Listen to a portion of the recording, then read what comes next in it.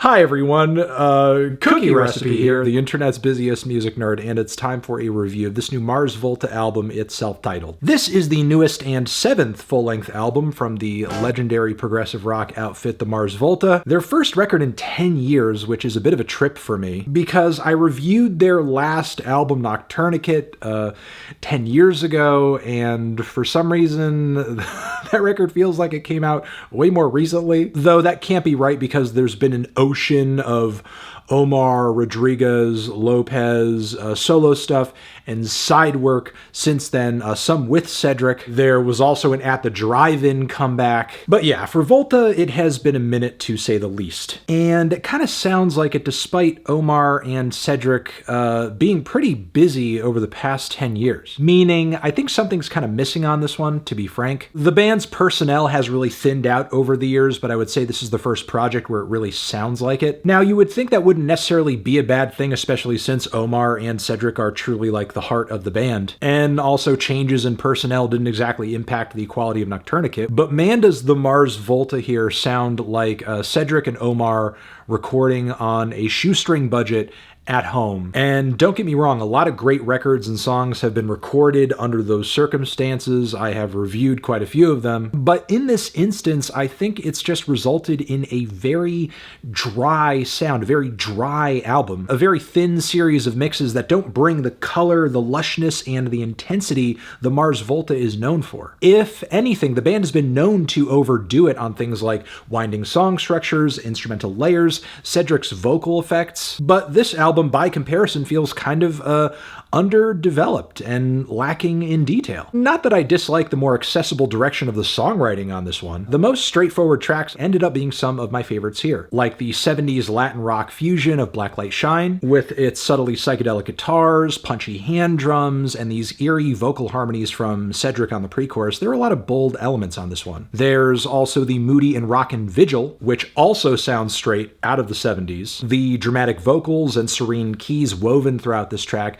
have almost the vibe of a soft rock ballad, but with kind of an eccentric flair given that it is the Mars Volta. Then No Case Gain has to be one of the grooviest and most direct pop rock cuts the band's ever recorded. The intro on this track is almost something I would expect from a Foster the People record. And if you never see me again, it'll be too soon. It's a great little song, but herein lies the issue. The production is kind of bland, lifeless, and a little sloppy. I don't know why Omar, after so many years of producing great sounding Mars Volta records, has allowed things to fall to the wayside this much in terms of color and texture. The drums have no punch, the guitar tones are absolutely run-of-the-mill, the bass has no flavor, the layering's a little chaotic and frankly not in an endearing way. This could truly be one of the band's best songs if the sound of it wasn't so mid-grade. Now, this is kind of the most prominent issue with the record, and I think it reveals itself more strongly on the softer cuts, where you would hope for a prettier sound palette to accompany the balladry going on, whether that be on the song Cerulia or Blank Condolences. Kind of unfortunate that these tracks do suffer with the lack of interesting sound palettes that they do, because they do feature some of the most heart-wrenching lyrics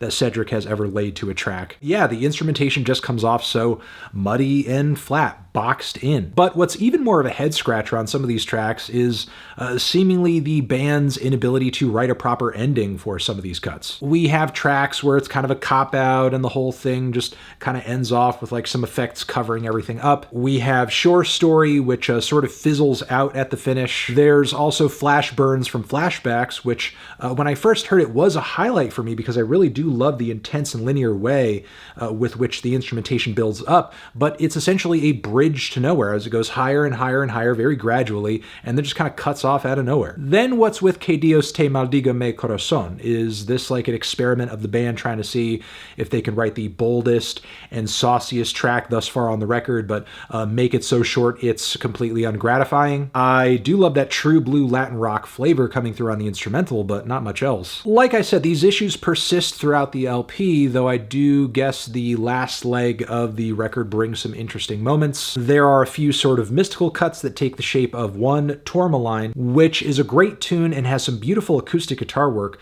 laced into it. I think the simplicity of this one keeps it from being impacted by the subpar mixes and sound play on this thing. Then there's also the proggy EQUUS 3. With these heavy and hypnotic riffs and grooves on it, it sounds almost like Cedric singing on a Tool song, and I draw that comparison in the best way possible, like something right like from that Opiate era. But then I'm kind of split past this point. Collapsible Shoulders with its darting, obnoxious vocal leads and Cedric's accented spoken word bits. Yeah, this is easily the most unlikable and annoying song on the entire record. But I suppose the requisition does rock harder than many of the other tracks and does make for a strong finale for the LP. But yeah, overall, I just think this album is okay. No more, no less. It does have some decent songs and songwriting at its core, but the sound, the production, the performances are just not really there. They range from supremely subpar to incredibly bland. There's not really a moment on this record sonically I could legitimately call rich or impressive or